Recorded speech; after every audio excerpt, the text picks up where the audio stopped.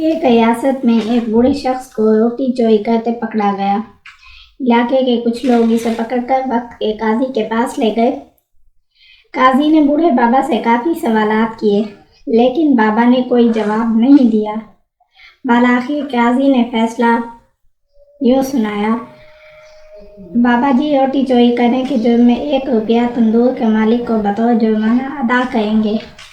ये सुनते ही लोगों ने फातिहाना नारे लगाने शुरू कर दिए। काजी साहब ने कहा, ठहरो, फैसले की दूसरी किस्त अभी बाकी है। सब लोग समझे कि अब शायद बाबा को कैद की सजा भी होगी, लेकिन काजी के फैसले ने सबको हैरत में डाल दिया। काजी ने गद्दार आवाज में फैसला सुनाया कि जितने लोग बाबा जी को पकड़ कर लाए हैं और जो लोग बाबा जी के घर आसपास 3 गलियों में रहते हैं, वो सब हर माह की पहली तारीख को 50 रुपया बाबा जी को बतौर जुर्माना अदा करेंगे।